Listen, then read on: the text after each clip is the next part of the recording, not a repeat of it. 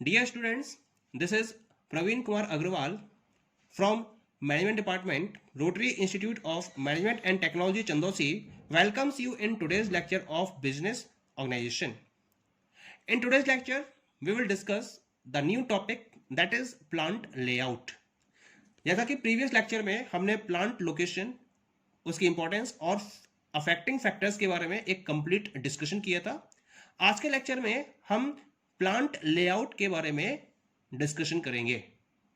क्या होता है लेआउट? लेआउट का मतलब होता है arrangement of machines and equipments. और प्लांट लेआउट का मतलब क्या होगा?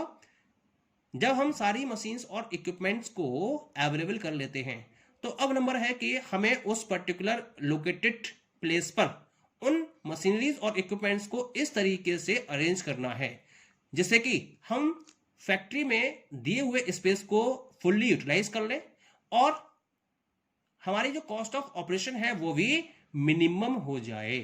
तो हम इस पर्टिकुलर डिजाइन को या इस अरेंजमेंट को प्लांट लेआउट का नाम देते हैं।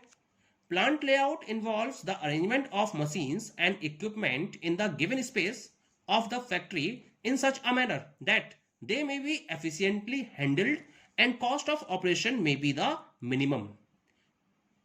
So this particular arrangement of machinery is fulfilling these two conditions, efficient handling and minimum cost of operation. Then such particular arrangement is known as plant layout. अब हम कुछ डेफिनेशन स्टडी करते हैं इसके। अकॉर्डिंग टू एफ जी मूरे ने अपनी एक definition provide करी थी। क्या कहना था इनका? Plant layout can be defined as a technique of locating machines, processes and plant services within the factory so as to achieve the greatest possible output of high quality at the lowest possible total cost of manufacturing. कुल मिला के plant layout को उन्होंने define किया है एक technique के तौर पर जिसका पर्पस क्या होता है? मशीन्स, प्रोसेसेस और प्लांट सर्विसेज को फैक्ट्री प्रेमिसेस में इस तरीके से लोकेट करना जिससे कि हम ग्रेटेस्ट आउटपुट को, जो कि हाई क्वालिटी का होना चाहिए, अचीव कर सके और जो टोटल कॉस्ट ऑफ मैन्युफैक्चरिंग है वो भी लोएस्ट होनी चाहिए। क्लियर? एज एक डेफिनेशन और देखते हैं हम इसमें, that is according to George R Terry. तो जॉर्ज आर टेरी ने क्या कहा था प्लांट लेआउट के रेफरेंस में? Plant layout involves the development of physical relationship among building, equipment and production operations which will enable the manufacturing process to be carried on efficiently। यानी कि manufacturing process को efficient way में carry out करने के लिए हम क्या करते हैं? बिल्डिंग, इक्विपमेंट और प्रोडक्शन ऑपरेशंस के बीच में एक फिजिकल रिलेशन को एस्टेब्लिश करते हैं और उसे डेवलप करते हैं। This development is known as plant layout.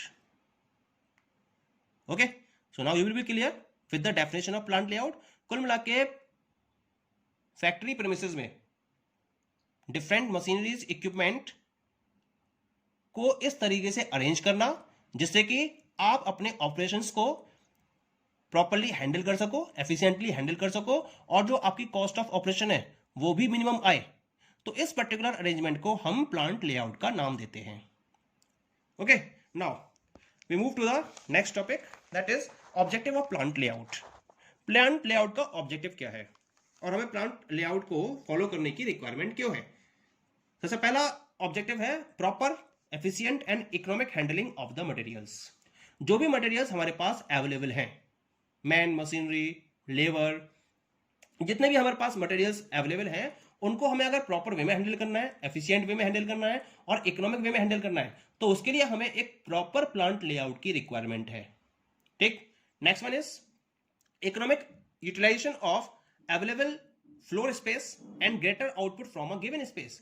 ये जितना फ्लोर स्पेस हमारे पास अवेलेबल है उस फ्लोर स्पेस को इकोनॉमिक वे में यूटिलाइज करना और उसके साथ साथ उस दिए हुए स्पेस में ज्यादा से ज्यादा आउटपुट को प्रोड्यूस करना, ये तभी पॉसिबल है जब हम एक प्रॉपर प्लांट लेआउट को डेवलप कर लें। Next one is increase turnover of work in process and reduction in the amount of goods in process. दो चीजें हैं, एक तो work in process. Work in process क्या है? मैन्युफैक्चरिंग प्रोसेस चल रही है और उस टाइम पर जब तक गुड्स फाइनल स्टेज में नहीं आया था तब तक जो गुड्स मूव होते रहता है एक मशीन से दूसरी मशीन से, दूसरी मशीन पर, दूसरी से तीसरी मशीन पर, उस गुड को हम बोलते हैं वर्क इन प्रोसेस गुड। और दूसरा होता है goods in process. Goods in process क्या होता है ना, जो आपका रखा हुआ गुड है, जो आपका वेयर हाउस में रखा हुआ गुड है, that is good in process. तो कुल मिला के आप क्या चाहते हो, अपनी वर्क इन प्रोसेस का टर्नओवर इंक्रीज करना चाहते हो, और जो गुड्स इन प्रोसेस है उसकी अमाउंट को रिड्यूस करना चाहते हो। ये तब पॉसिबल है जब आपके पास एक प्रॉपर प्लांट लेआउट डिजाइंड होगा, अदरवाइज इसमें आप पीछे रह जाओगे और आपकी कॉस्ट बढ़ती चली जाएगी। Next one is ensuring speedy disposal of the work and minimisation of delays in production. अगर आप अपने वर्क को स्पीडली डिस्पोज करना चाहते हो, स्पीडली फिनिश करना चाहते हो, और अपने प्रोडक्शन में कम से कम टाइम लगाना चाहते हो, डिले को आप मिनिमाइज लेवल तक या मिनिमम लेवल तक ले आना चाहते हो, तो आपको एक प्रॉपर प्लांट लेआउट डिजाइन करना ही होगा। नेक्स्ट वन इज अगर आप प्रोडक्शन प्रोसेस में किसी भी बॉटलनेक को अवॉइड करना चाहते हो या किसी भी हिंड्रेंस को अवॉइड करना चाहते हो, तो आपके लिए आपको क्या करना पड़ेगा, आपको इंप्रूवमेंट करना पड़ेगा, एक जनरल इंप्रूवमेंट को फॉलो करना होगा अपने प्रोडक्शन प्रोसेस में कंप्लीट लेवल पर, और ये एक प्रॉपर प्लांट लेआउट से ही पॉसिबल हो सकती है। क्लियर? नेक्स्ट वन इज अगर आप प्रोडक्शन की प्रोसेस, जो वेरियस प्रोसेस आप फॉलो कर रहे हो प्रोडक्शन में, अगर उन पर आप कंट्रोल करना चाहते हो एफिशिएंट वे में, तो उसके लिए एक प्रॉपर प्लांट लेआउट आपको डिजाइन करना ही होगा। इसके साथ साथ अगर आप अपने वर्कर्स की सेफ्टी को और उनकी कन्वीनियंस को मैक्सिमम लेवल तक ले जाना चाहते हो, उसको मैक्सिमाइज करना चाहते हो, तो भी आपको एक प्रॉपर प्लांट लेआउट ही इसमें हेल्प कर सकता है। आप अपनी लेबर को, मशीनरीज को एफिशिएंट वे में यूटिलाइज करना चाहते हो, इसके लिए भी आपको एक प्रॉपर प्लांट लेआउट डिजाइन करना होगा। और लास्ट में अगर आप अपनी कॉस्ट ऑफ प्रोडक्शन को मिनिमाइज करना चाहते हो और प्रोडक्ट की क्वालिटी में इंप्रूवमेंट करना चाहते हो, तो भी आपको एक प्रॉपर प्लांट लेआउट डेवलप करना ही होगा। तो ये सारे ऑब्जेक्टिव्स हैं जो एक प्रॉपर प्लांट लेआउट के हेल्प से फुलफिल किए जा सकते हैं। ठीक है, now we move to the next topic. Next topic is factors affecting plant layout. यानी कि जब हम प्लांट लेआउट को डिजाइन करते हैं तो हमें किन किन फैक्टर्स को कंसीडर करते हुए अपने प्लांट लेआउट के डिसीजन को फॉलो करना चाहिए। बहुत सारे फैक्टर्स हैं, उनमें तो कुछ जो इंपॉर्टेंट फैक्टर्स हैं उनको हम यहां डिस्कस करते हैं। क्या क्या फैक्टर्स हैं? सबसे पहला है मैनेजमेंट पॉलिसीज। डिफरेंट टाइप की मैनेजमेंट पॉलिसीज को फॉर्मुलेट किया जाता है और उन पॉलिसीज का प्लांट लेआउट पर एक डायरेक्ट इंपैक्ट पड़ता है। किस तरीके से एक डायरेक्ट इंपैक्ट होता है उस पर? इसके रिलेशन में पहला पॉइंट है policy regarding future volume of production and the size of business firm. सबसे पहले हमें यह देखना होता है कि जो मैनेजमेंट है उसका फ्यूचर वॉल्यूम ऑफ प्रोडक्शन के रिगार्डिंग क्या पॉलिसी है, और वो अपने बिजनेस फर्म के साइज को किस लेवल तक आगे बढ़ाना चाहती है, उसका प्रेजेंट साइज क्या है, और फ्यूचर में वो किस साइज पर अपने बिजनेस अपनी इंडस्ट्रियल यूनिट को ऑपरेट करना चाहती है। That is the first policy. Second one is high quality को लेकर मैनेजमेंट किस तरीके का बिहेवियर या किस तरीके के अपने एटीट्यूड को फॉलो करता है, second policy. Third policy is high measurement of flexibility को अटेंड करने के लिए क्या पॉलिसी है, जिससे कि चेंजिंग इकोनॉमिक कंडीशंस को मीट आउट किया जा सके, उसके regarding, that is the third policy. Fourth one is customers को अगर रैपिड डिलीवरी देनी है तो उसको अचीव करने के लिए क्या पॉलिसी है, that is the fourth one. Fifth one is management की परचेजिंग पॉलिसी क्या है, क्योंकि अगर आपको प्रोडक्शन पॉसिबल करना है और फास्ट वे में कंज्यूमर्स को डिलीवरी देनी है तो उसके लिए आपको डिफरेंट टाइप के रॉ मटेरियल्स की रिक्वायरमेंट होगी, उसको परचेज करने के रिगार्डिंग मैनेजमेंट की क्या पॉलिसी है, that is the fifth policy. And the last six policy is policy to provide more and more facilities to its employees, यानी कि अपने एम्प्लॉयज को ज्यादा से ज्यादा फैसिलिटीज प्रोवाइड करने की क्या पॉलिसी है। इन सारी पॉलिसीज को फोकस करते हुए प्लांट लेआउट के डिजाइन को डिसाइड किया जाता है। Okay, second one is plant location. Plant layout इस पर भी डिपेंड करता है कि प्लांट की लोकेशन क्या है, उसकी साइट क्या है, किस पर्टिकुलर रीजन में और उस रीजन के अंदर किस पर्टिकुलर साइट में प्लांट को लोकेट किया गया है।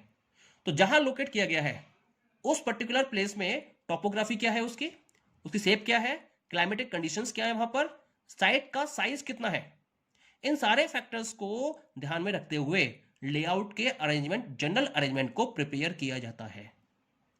Clear? Next one is the third factor is plant climate and environment. जिस पर्टिकुलर प्लांट को डेवलप किया जाना है उसके अंदर क्लाइमेटिक कंडीशंस को क्या फॉलो करना है और उसके अंदर का एनवायरमेंट क्या होगा। कुछ प्लांट्स ऐसे होते हैं जहां पर ह्यूमिडिटी की रिक्वायरमेंट होती है प्रोडक्ट को प्रोड्यूस करते समय, हीट का क्या अरेंजमेंट होना चाहिए, एनर्जी का क्या अरेंजमेंट होना चाहिए, अगर ह्यूमिडिटी है उस प्लेस पर तो उस ह्यूमिडिटी को अवॉइड करने के लिए क्या फैसिलिटीज प्रोवाइड करनी चाहिए। तो ये सारे पॉइंट्स हैं। नॉइस के रिलेशन में क्या फैसिलिटीज होनी चाहिए, तो इन सारी फैसिलिटीज को भी ध्यान में रखते हुए प्लांट लेआउट को डिजाइन किया जाता है। क्लियर? नेक्स्ट वन इज, हाँ थर्ड पॉइंट में जैसे एक एग्जांपल लेके चलते हैं। जैसे अगर कोई गारमेंट मिल है या क्लॉथ मिल है, तो अगर उस क्लॉथ मिल को किसी सी एरिया के आसपास बनाया जा रहा है तब तो क्लाइमेटिक कंडीशंस उसको मिल जाती हैं। लेकिन अगर हम किसी ऐसे प्लेस पर बना रहे हैं जहां सी एरिया नहीं है, यानी कि जहां पर ह्यूमिडिटी प्रॉपर वे में अवेलेबल नहीं है, तो आपको क्या करना पड़ेगा, वहां पर आपको आर्टिफिशियल वे में अपने प्लांट के अंदर ह्यूमिडिटी कंडीशंस को डेवलप करना पड़ेगा। तो this is known as the plant climate. ये आपको कंसीडर करना होता है in relation to your plant. Fourth one is nature of product and type of industry. आप किस टाइप के प्रोडक्ट को प्रोड्यूस कर रहे हो, आप एक हैवी प्रोडक्ट प्रोड्यूस कर रहे हो या आप एक स्मॉल लाइट प्रोडक्ट को प्रोड्यूस कर रहे हो, या फिर आपका प्रोडक्ट सॉलिड फॉर्म में है या फिर आपका प्रोडक्ट लिक्विड फॉर्म में है, आपका प्रोडक्ट हैजार्डस नेचर का है जिसके लिए आपको डिफरेंट टाइप के अरेंजमेंट्स की रिक्वायरमेंट होती है। इसी तरीके से ये देखना होता है कि आपको आपके प्रोडक्ट का नेचर क्या है और आप किस टाइप की इंडस्ट्री में वर्कआउट कर रहे हो। आप ऑटोमोबाइल इंडस्ट्री में वर्कआउट कर रहे हो या एफएमसीजी सेक्टर में वर्कआउट कर रहे हो, तो जैसी इंडस्ट्री आपकी होती है और जिस टाइप के प्रोडक्ट को आप प्रोड्यूस कर रहे होते हैं उसके अकॉर्डिंग आपको प्लांट लेआउट को फॉलो करना होता है। जैसे अगर मैं बिस्किट मैन्युफैक्चरिंग कंपनी की बात करूंगा तो उसका प्लांट लेआउट क्या होता है, एक सिंपल प्लांट लेआउट यानी कि लाइन लेआउट को वो यूज करती है, प्रोडक्ट लेआउट को यूज करती है, जिसमें मशीनरीज एक सिस्टमैटिक वे में अरेंज होती हैं और मास लेवल पर प्रोडक्शन वहां पॉसिबल किया जा सकता है। ऐसे ही जब प्रोडक्ट का नेचर चेंज होगा तो प्लांट लेआउट भी चेंज हो जाएगा। Next one is sequence of operations. यहां आपको ये देखना होता है कि किन पर्टिकुलर ऑपरेशंस को आपको फॉलो करना है प्रोडक्शन प्रोसेस में और उनका सीक्वेंस क्या है। वो सीक्वेंस डिसाइड करेगा कि प्लांट का लेआउट क्या होगा। Okay, systems of production. किसी पर्टिकुलर प्रोडक्ट को प्रोड्यूस करने के लिए डिफरेंट टाइप के सिस्टम्स को डिफाइन किया गया है। उन सिस्टम में से आपका जो प्रोडक्ट लेआउट है या जो आपका प्लांट लेआउट है वो किस सिस्टम को फॉलो करेगा, ये आपको देखना है। ज्यादा सिस्टम होगा प्लांट लेआउट उसी के अकॉर्डिंग आपको फॉलो करना होगा। Next one is available floor space and spatial requirement. Floor space का मतलब है कि कितना स्पेस आपको फ्लोर लेवल पर चाहिए फ्री वे में, यानी कि वहां पर कोई भी अरेंजमेंट नहीं होना चाहिए, वहां फ्री स्पेस होना चाहिए। जैसे जब रेस्टोरेंट को डिजाइन किया जाता है तो रेस्टोरेंट में फ्लोर स्पेस की रिक्वायरमेंट बहुत ज्यादा होती है, तो वहां पर पब्लिक को प्रॉपर्ली एक स्पेस देने के लिए एक फ्लोर स्पेस की रिक्वायरमेंट होती है। तो आपको देखना है कि कितना आपको इस फ्लोर स्पेस चाहिए और स्पेटियल रिक्वायरमेंट्स क्या है आपकी। जैसे आप डिफरेंट टाइप के इक्विप मटेरियल हैंडलिंग इक्विपमेंट्स का यूज करते हो, तो जो मटेरियल हैंडलिंग इक्विपमेंट्स हैं उसकी क्या रिक्वायरमेंट्स हैं, फ्लोर स्पेस कितना चाहिए, वो भी आपको प्लांट लेआउट में डिसाइड करना होता है। Requirement of maintenance of equipments. इसके साथ साथ इक्विपमेंट्स की मेंटेनेंस के लिए क्या जरूरतें हैं आपको किस तरह से उन्हें सर्विस प्रोवाइड करनी है। जैसे आप मशीनरीज को अरेंज कर रहे हो तो एक मशीनरी और दूसरी मशीनरी में इतना स्पेस होना चाहिए जिससे कि जब उन्हें मेंटेनेंस प्रोवाइड की जाए तो उस समय कोई भी दिक्कत ना आए, ये आपको ध्यान रखना है। इस तरह से आपको मशीनरीज के स्पेस को मेंटेन करना है। मेंटेनेंस प्रॉपर होनी चाहिए क्योंकि मेंटेनेंस में डिस्टर्बेंस हुआ तो बहुत ज्यादा नुकसान होगा कंपनी को। Next one is achieving balance. Balance को अचीव करना।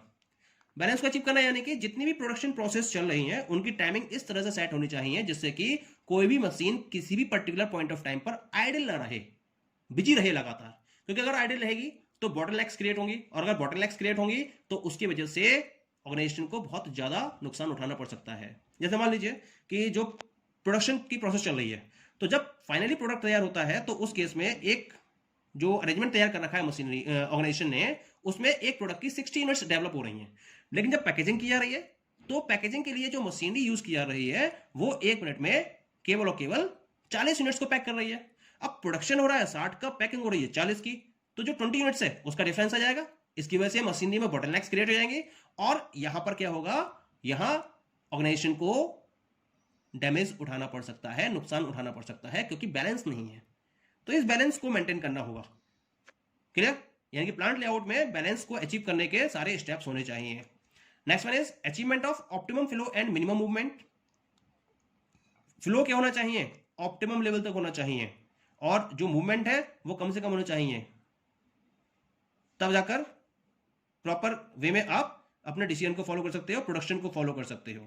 And the last one is flexibility in approach. आपका प्लांट लेआउट का डिजाइन इस तरीके से होना चाहिए जिससे कि मतलब फ्लेक्सिबिलिटी होनी चाहिए उसके अंदर, यानी कि अगर फ्यूचर में कोई भी डिजायरेबल चेंज होते हैं प्रोडक्ट के अंदर, तो उसके अकॉर्डिंग आप अपने लेआउट में भी वो चेंजेस फॉलो कर सको। इस तरीके से आपके प्लांट के अंदर फ्लेक्सिबिलिटी होनी चाहिए। तो इन सारे पर्टिकुलर पॉइंट्स को ध्यान में रखते हुए, फैक्टर्स को ध्यान में रखते हुए, एक कंपनी अपने प्लांट लेआउट के डिजाइन को फुलफिल करती है। Okay, thank you.